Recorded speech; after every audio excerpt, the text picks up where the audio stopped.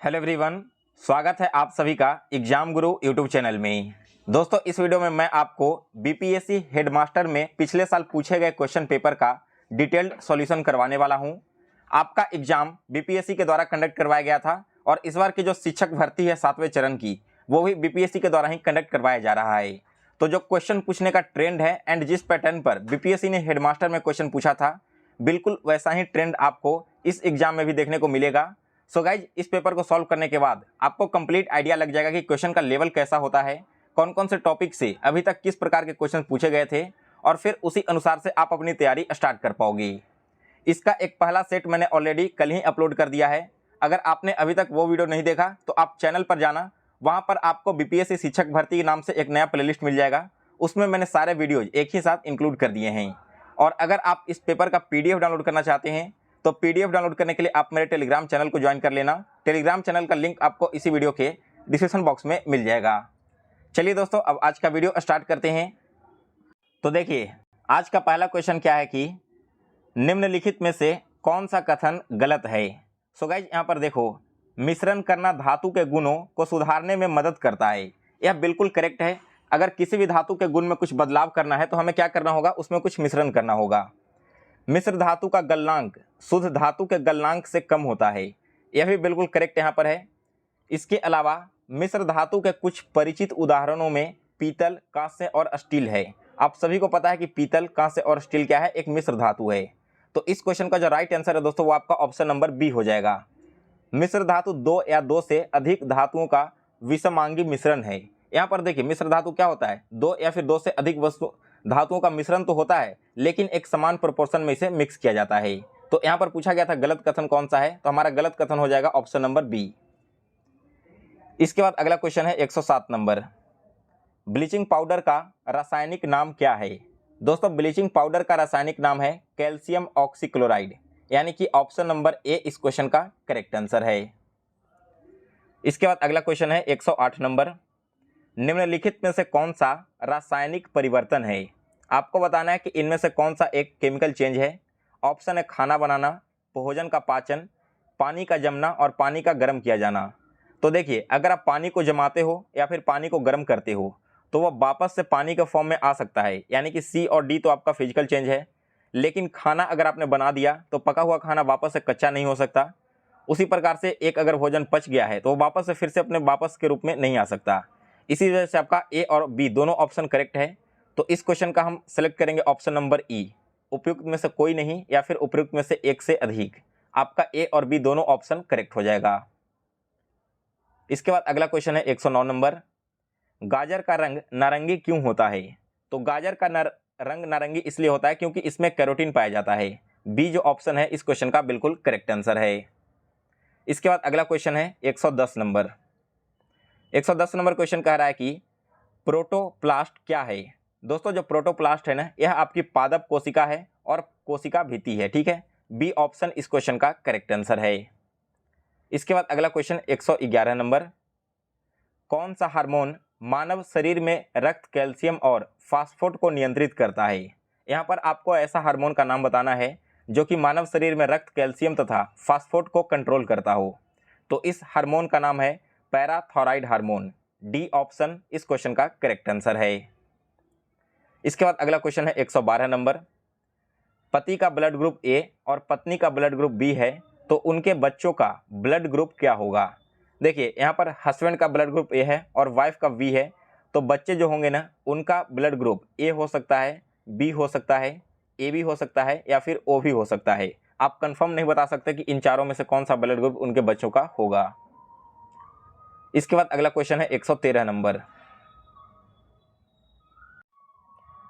कौन सा मेरुदंडनीय प्राणी अंग केवल ऑक्सीजन युक्त रक्त प्राप्त करता है।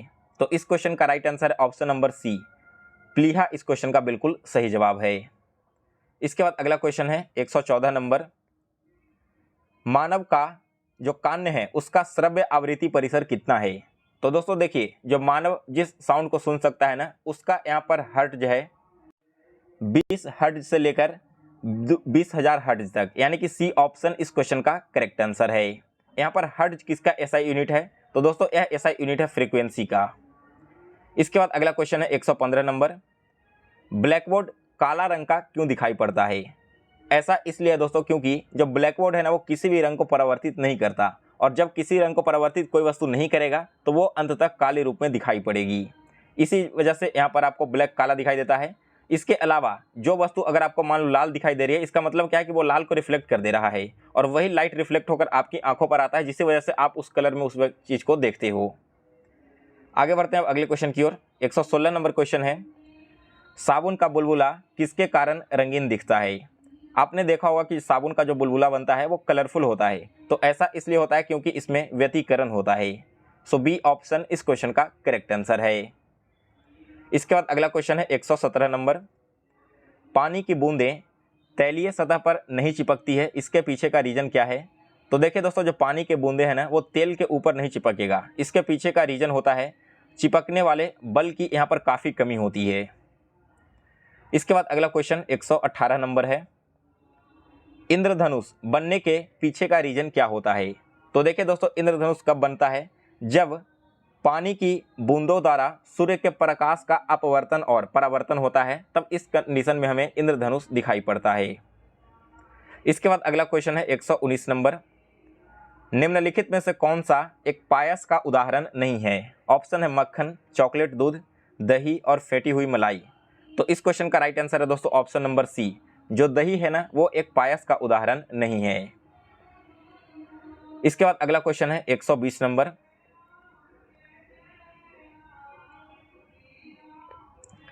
निम्नलिखित में से कौन सी सिरका की संरचना है? दोस्तों यहाँ पर आपको बताना है विनेगर का संरचना क्या होगा। तो इस क्वेश्चन का राइट आंसर है कि पानी में एसिटिक एसिड का लगभग 5 से लेकर 8% तक का घोल होना चाहिए। जिस पानी में आप एसिटिक एसिड को मिला दोगे 5 से 8%, तो वो क्या हो जाएगा, वो कन्वर्ट हो जाएगा विनेगर में, जिसे आप हिंदी में सिरका कहते हो। इसके बाद अगला क्वेश्चन है 121 नंबर, भौगोलिक क्षेत्र की दृष्टि से बिहार का निम्नलिखित में से कौन सा जिला सबसे छोटा है? यहाँ पर बात की जा रही है भौगोलिक क्षेत्र की दृष्टि से, तो इस मामले में दोस्तों बिहार का सबसे छोटा जिला आता है शिवहर।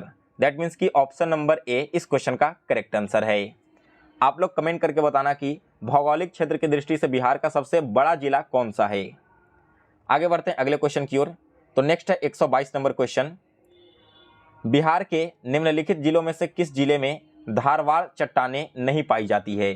दोस्तों जो धारवाड़ चट्टानें हैं यह आपकी पाई जाती है नवादा जिले में, जमुई जिले में और गया जिले में। जो आपका ऑप्शन नंबर डी है ना कैमूर, कैमूर जिले में आपको धारवाड़ पहाड़ी देखने को नहीं मिलेगा। इसके बाद अगला क्वेश्चन है 123 नंबर, बिहार के निम्नलिखित वन्य जीव या फिर पक्षी अभयारण्यों में से भौगोलिक क्षेत्र की दृष्टि से कौन सा सबसे बड़ा है? तो दोस्तों ये है आपका कैमूर का अभयारण्य। दैट मीन्स कि बी ऑप्शन जो है इस क्वेश्चन का बिल्कुल करेक्ट आंसर है।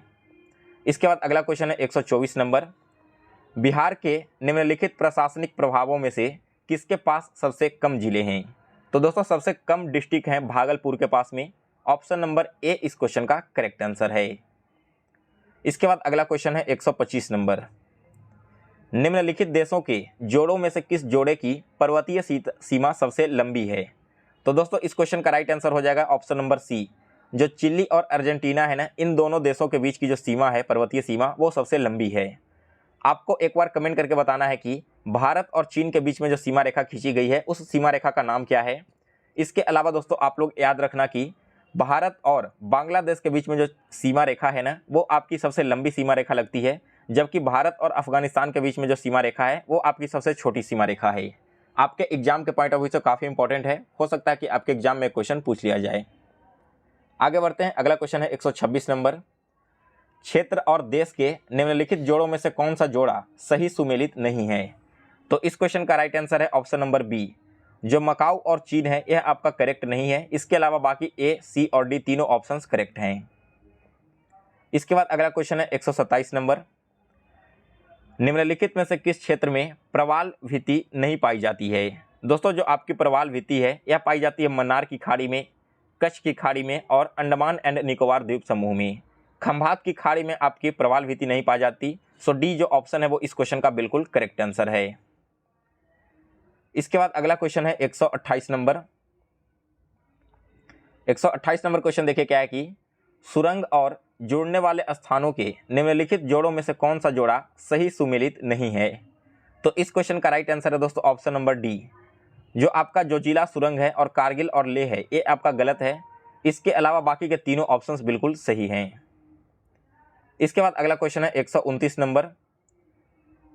निम्नलिखित भारतीय राज्यों में से किस राज्य में मान्यता प्राप्त स्टार्टअप का प्रतिशत सर्वाधिक है? तो यह है दोस्तों आपके महाराष्ट्र में। ऑप्शन नंबर सी इस क्वेश्चन का करेक्ट आंसर है। इसके बाद अगला क्वेश्चन है 130 नंबर।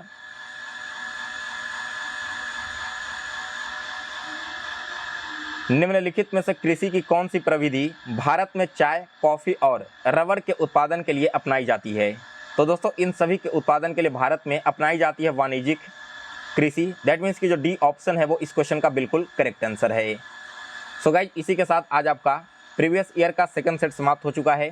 इसके थर्ड सेट में मैं बाकी सारे बचे हुए जीके के क्वेश्चंस करवा दूंगा और फोर्थ सेट में आपके मैथ्स के जितने भी क्वेश्चंस आए थे उनका सॉल्यूशन करवा दूंगा। इसके अलावा दोस्तों मैंने बहुत सारे प्रैक्टिस पेपर भी अपने चैनल पर अपलोड कर रखे हैं। अगर आपने अभी तक उन वीडियोज़ को नहीं देखा है तो चैनल के प्लेलिस्ट में जाकर देख लेना। और अगर आपको यह वीडियो पसंद आया हो तो इसे अलग अलग व्हाट्सएप ग्रुपों पर शेयर करें। साथ ही में दोस्तों आप सभी लोग वीडियो को लाइक करके चैनल को सब्सक्राइब कर लें। मिलते हैं फिर से एक नए वीडियो में। आप सभी को आपके एग्जाम के प्रिपरेशन के लिए बेस्ट ऑफ लक।